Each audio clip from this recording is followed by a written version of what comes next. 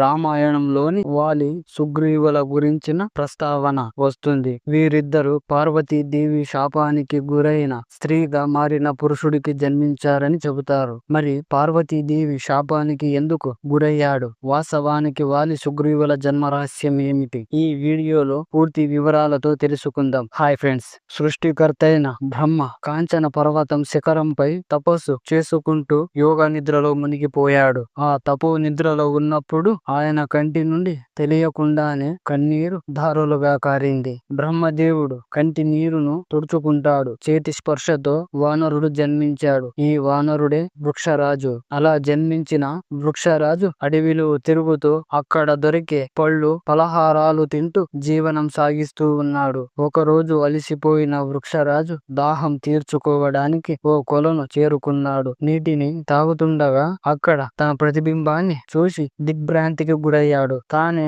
కనిపిస్తున్నాడని తెలియక తన మీద ఎవరో దాడి చేస్తున్నారని భ్రమలో పడిపోయాడు. ఆవేశంతో వృక్షరాజు కొలనులో దూకాడు. ప్రత్యర్థిని ఎదిరించాలని అనుకున్నాడు. కానీ నీటిలో తన ప్రతిబింబాన్ని చూసి భ్రమపడ్డానని గ్రహించాడు. అయితే ఆ నీటి మహిమ వల్ల బయటకు రాగానే ఓ అందమైన అప్సరస కన్యగా మారిపోయాడు. అంతకు ముందు పార్వతీదేవి ఆ కొలనులో స్నానం చేస్తూ ఉండగా కొందరు రాక్షసులు దుర్బుద్ధితో స్త్రీ వేషం ధరించి అక్కడికి వచ్చారు. వారు పార్వతీదేవిని మోసగించడానికి ఆ కొలనులో దిగాలని ప్రయత్నించారు. పార్వతీదేవి దూరం నుంచి ఈ సంఘటనను గమనించి కోపంతో శాపం పెట్టింది. ఈ కొలనులో ఎవరైనా మగవాళ్ళు దిగితే వాళ్ళు వెంటనే అమ్మాయిలుగా మారిపోతారు. అయితే ఆమె కొంచెం దయతో ఈ శాపం ఒక్కరోజు మాత్రమే ఉంటుందని చెప్పింది. ఈ శాపం గురించి తెలియని వృక్షరాజు నీటిలోకి దూకగానే అందమైన అప్సరసగా మారిపోయాడు. అదే సమయంలో ఇంద్రుడు మరియు సూర్యుడు అక్కడ నుంచి ప్రయాణిస్తూ ఉండగా ఆ అప్సరస అందాన్ని చూసి ఆకర్షితులయ్యారు. ఇంద్రుడు తన తేజస్సును అప్సరస తలపై వదిలాడు. ఆ తేజస్సు వాలం వరకు చేరడంతో వాలి జన్మించాడు. సూర్యుడు తన తేజస్సును ఆమె కంఠంపై వదిలాడు. ఆ తేజస్సు కంఠంలో స్థిరపడడంతో సుగ్రీవుడు జన్మించాడు. ఆ తరువాత వృక్షరాజు తన యథారూపాన్ని పొందాడు. సుగ్రీవుడు రామాయణంలో రాముడికి ప్రత్యక్షంగా సహాయపడితే ఎందరో రాక్షసులను చంపి వాలి పరోక్షంగా రాముడికి సహాయపడ్డాడు. అటు పిమ్మట వృక్షరాజుని కిష్కింధకు పోయి రాజ్యాన్ని పరిపాలించమని తన తండ్రి అయిన బ్రహ్మదేవుడు ఆజ్ఞాపించాడు. తన తండ్రి బ్రహ్మదేవుని ఆదేశానుసారం వృక్షరాజు తన కుమారులైన వాలి సుగ్రీవులను తీసుకుని కిష్కింధ రాజ్యానికి వెళ్ళాడు. కొంతకాలం పాటు కిష్కింధ రాజ్యాన్ని పరిపాలించిన వృక్షరాజు కిష్కింధకు మొదటి రాజుగా నిలిచాడు. అప్పటి వరకు రాజ్యాన్ని ధర్మబద్ధంగా పాలించిన వృక్షరాజు తన పెద్ద కుమారుడైన వాలికి రాజ్యాన్ని అప్పగించాడు. ఆ తర్వాత తపస్సు చేసుకోవాలని నిర్ణయించుకొని అడవిలోకి వెళ్లిపోయాడు. ఒకనాడు వాలికి తన తండ్రి అయిన ఇంద్రుడు శక్తివంతమైన కాంచనమాలను బహుకరించాడు. ఈ మాల ప్రత్యేకత ఏమిటంటే యుద్ధ సమయంలో వాలి శక్తిని గణనీయంగా పెంచుతుంది. అంతేకాక యుద్ధంలో వాలికి ఎదురుగా నిలబడే పోరాడే వ్యక్తి బలం నుంచి సగభాగం వాలి శరీరానికి సంక్రమిస్తుంది. ఇలా ఎదురుగా పోరాడే వారి కంటే సగం ఎక్కువ శక్తి వాలి చేతిలో ఉంటుంది. ఈ కాంచనమాల వాలి ఎంత బలవంతుడో చెప్పాలంటే ఒకసారి దుందుబి మహా బలశాలి అయిన రాక్షసుడు సముద్రుడిని వాయువుని యుద్ధానికి సవాలు చేశాడు. వారు నీతో పోరాడలేమని చెప్పి అలాగే వాలి మహాశక్తిశాలి అని వివరించి నువ్వు ఓడించగలిగితే నిజమైన వీరుడివి అని చెప్పి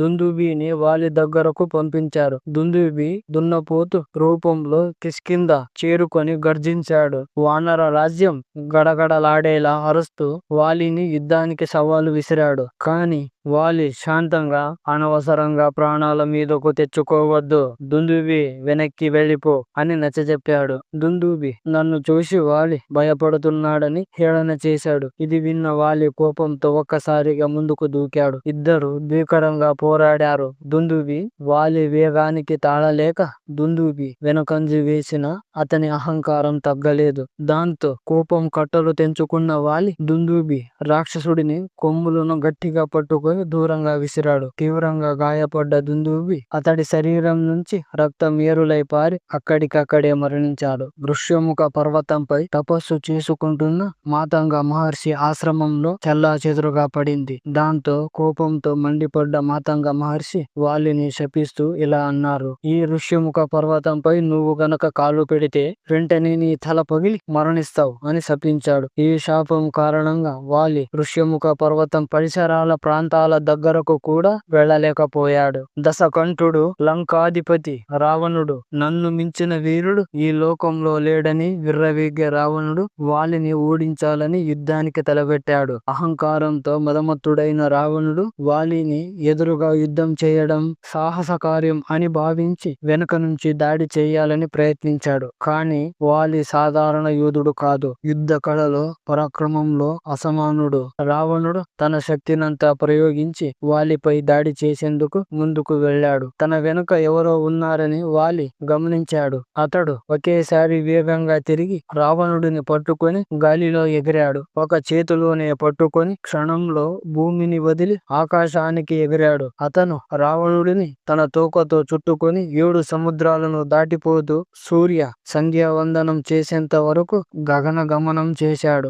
ఆకాశంలో సూర్యుని ప్రభను తాకుతూ సముద్రాలపై నర్తిస్తూ ఆకాశచారిగా మలిచాడు. మృగరాజుల సింహ గర్జనంతో రావణ, నన్ను మించిన వీరుడెవ్వరూ లేరని విర్రవీగే నీ పరాక్రమాన్ని చూస్తే నీ గర్వం ఎలా నిలుస్తుందో చూద్దాం అంటూ చిరునవ్వుతో నవ్వాడు. రావణుడు ఇలా అనుకుంటున్నాడు: వాలి మహాబలశాలి, మహావీరుడు, సమర్థుడని అంగీకరించాడు. అతని ప్రతిభను చూసి భయంతో మైత్రిని కోరాడు. వాలి నవ్వుతూ రావణుడిని భూమిపై వదిలాడు. ఇద్దరు పరస్పరం గౌరవించుకుంటూ శత్రుత్వాన్ని విడిచి స్నేహబంధం నెలకొల్పారు. వాలి ఒక్కసారిగా నవ్వి, నీ గర్వం చెరిగింది కాబట్టి నువ్వు మిత్రుడివే అని రావణుడిని మిత్రుడిగా అంగీకరించాడు. ఇలా జగత్ విజేతగా విర్రవీగే రావణుడు కూడా వాలి మహాబలాన్ని చూసి అతని స్నేహాన్ని కోరాల్సిన పరిస్థితి చేరుకున్నాడు. వాలి సుగ్రీవులు ఇద్దరు సన్నిహితంగా ఉండే అన్నదమ్ములే. వాలి రాజుగా సుగ్రీవుడు సన్నిహితంగా ఉండేవారు. అయితే వాళ్ళ మధ్య వైరం ఎందుకు ఏర్పడిందో తెలుసుకుందాం. ఒకరోజు మాయావి అనే రాక్షసుడు వాలిని యుద్ధానికి సవాలు విసిరాడు. ఈ మాయావి మరెవరో కాదు, వాలి చేతిలో మృతి చెందిన దుందుభి అనే రాక్షసుడి కుమారుడు. తండ్రి మరణానికి ప్రతీకారం తీర్చుకోవాలనే ఉద్దేశంతో మాయావి కిష్కింధకు చేరి వాలిని పోరాడటానికి ఆహ్వానించాడు. వాలి యుద్ధములో తిరుగులేని వీరుడు. తన వైపు పోరాడటానికి వచ్చిన వాళ్లను వదిలే స్వభావం అతనికి లేదు. కోపంతో వాలి మాయావిని ఎదుర్కొని యుద్ధం చేస్తూ ఒక పెద్ద కొండ గుహల్లో ప్రవేశించాడు. పోయే ముందు తన తమ్ముడు సుగ్రీవుని పిలిచి, నువ్వు గుహ ద్వారం దగ్గరే ఉండి కాపలా కాయాలి, నేను యుద్ధం ముగించాక తిరిగి వస్తాను అని ఆదేశించాడు. సుగ్రీవుడు తన అన్న చెప్పినట్లుగా గుహ ద్వారం వద్దనే ఉండి ఎదురు చూశాడు. 10 నాళ్లు 20 రోజులు అనేక రోజులు గడిచిపోయినా వాలి తిరిగి రాలేదు. అంతటా గుహలో నుంచి భయంకరమైన గర్జనలు, రక్తం ప్రవహించడం చూసి సుగ్రీవుడు భయపడ్డాడు. వాలి అన్న యుద్ధంలో పోయాడేమో అని భావించి సుగ్రీవుడు రాక్షసుడు బయటకు రాకుండా గుహ ద్వారాన్ని ఒక భారీ బండరాయిని అడ్డంగా ఉంచాడు. తన అన్నను కోల్పోయిన బాధతో కన్నీళ్లు మూసుకుంటూ వానర రాజ్యమైన కిష్కింధకు తిరిగి వెళ్లిపోయాడు. సుగ్రీవుడు తన అన్న వాలి తిరిగి రాడని భావించి జరిగిన దురదృష్టక సంఘటనను రాజ్య మంత్రులకు వివరించాడు. తన అన్న బాధను, విచారాన్ని వ్యక్తం చేశాడు. మంత్రులు సుగ్రీవునికి ధైర్యం చెప్పి వాలి లేకపోవడం వల్ల కొత్త రాజును నియమించాల్సిన అవసరం ఉందని నొక్కి చెప్పారు. మంత్రుల సలహా మేరకు కిష్కింధ రాజ్యాన్ని అధికారికంగా సుగ్రీవుని రాజుగా ప్రకటించారు. అయితే కొంతకాలం గడిచిన తర్వాత అనూహ్యంగా వాలి తిరిగి వచ్చాడు. సుగ్రీవుడు తన అన్నను చూసి ఆశ్చర్యపోయాడు. కానీ వాలి మాత్రం తీవ్ర ఆగ్రహంతో ఊగిపోయాడు. నువ్వు దుర్బుద్ధితో నన్ను చంపాలనుకున్నావు,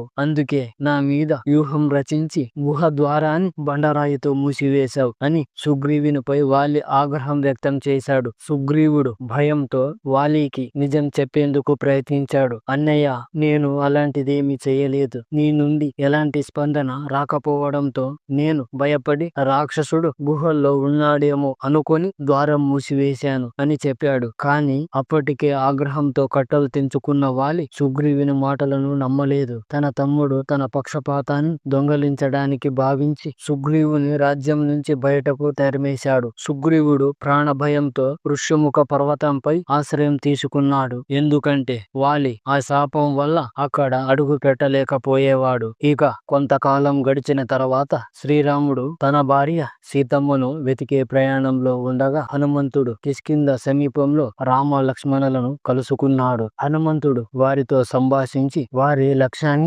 తెలుసుకొని తన రాజైన సుగ్రీవుడి దగ్గరకు తీసుకెళ్లాడు. అక్కడే సుగ్రీవుడు తన దుస్థితిని రాముడికి వివరించాడు. సుగ్రీవుడు బాధను విన్న రాముడు, నీకి జరిగిన అన్యాయం నాకు అర్థమైంది. నీకు సహాయం చేస్తాను. నీ అన్న వాలి ఎంత శక్తివంతుడైనా అతన్ని అంతం చేస్తాను అని మాట ఇచ్చాడు. సుగ్రీవుడు తన అన్న వాలి మహాబలశాలి, అతడిని ఎదుర్కోవడం అసాధ్యం అని భావించాడు. ప్రభు, వాలి బలం అంతా ఇంత కాదు. అతను యుద్ధంలో తన ఎదుట వ్యక్తి బలం సగాన్ని గ్రహించగలడు. మీరు అతనిని ఓడించగలరా అని సందేహంగా అడిగాడు. రాముడు సుగ్రీవుడిని భయాన్ని గమనించి తన శక్తిని నిరూపించుకునేందుకు సిద్ధమయ్యాడు. అక్కడే మహారాక్షసుడు దుందుభి అనే యోధుడి విగత జీవి శరీరం కనపడింది. ఆ శరీరం కొండంత పెద్దగా భారంగా ఉంది. శ్రీరాముడు ఆ శవాన్ని గట్టిగా తన్నాడు. అది గాల్లో ఎగిరి 10 కోసల దూరం వెళ్లి నేలపై పడింది. దాన్ని చూసిన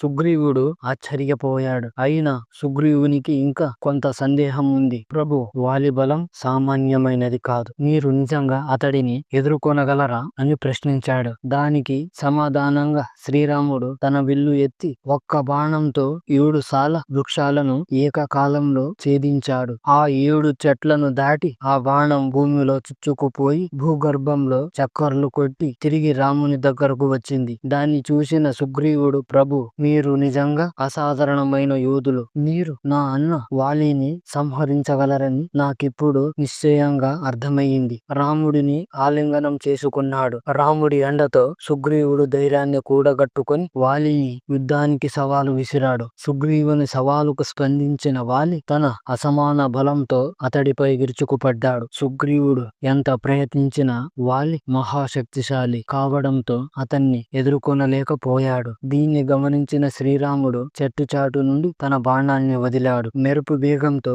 దూసుకెళ్లి వాలి గుండెను చీల్చుకుంటూ వెళ్ళింది. తీవ్రంగా గాయపడ్డ వాలి నేలపై పడ్డాడు. వాలి రాముడిని కోపంతో చూశాడు. రామ, నిన్ను అందరూ ధర్మాత్ముడని, న్యాయవంతుడని, వాగ్దాన్ని నిలబెట్టుకునే మహనీయుడు అని కొనియాడుతుంటారే. నీ తల్లి సమానురాలైన కైకేయి కోరిన దాని ప్రకారం నీ తండ్రి ఇచ్చిన మాటను నిలబెట్టుకోవడానికి నువ్వు రాజ్యాన్ని త్యజించావు. రామ, నిన్ను ధర్మాత్ముడని, న్యాయపురుడని అందరూ చెప్పుకుంటారు. కానీ నిజానికి నువ్వు ధర్మం ముసుగులో తిరుగుతున్న మహాపాపాత్ముడివి. నాకు నీతో ఎలాంటి శత్రుత్వం లేదు. నా రాజ్యంలో నువ్వు రావాల్సిన అవసరము ఏముంది? నేను కేవలం అడవిలో జీవించే వానరుడిని. సుగ్రీవుడితో నా స్వంత సమస్యలో నువ్వెందుకు జోక్యం చేసుకున్నావు? నువ్వు రాజపుత్రుడివి, క్షత్రుడివి, న్యాయాన్ని పాటించేవాడివి అనుకుంటే నాకు ఎదురుగా నిలబడి యుద్ధం చేసి నన్ను ఓడించాలి. కానీ నువ్వేమో చెట్టు చాటు నుంచి దొంగ బాణం సంధించావు. నీకు కొంచెం కూడా సిగ్గుగా అనిపించలేదయ్యా రామ?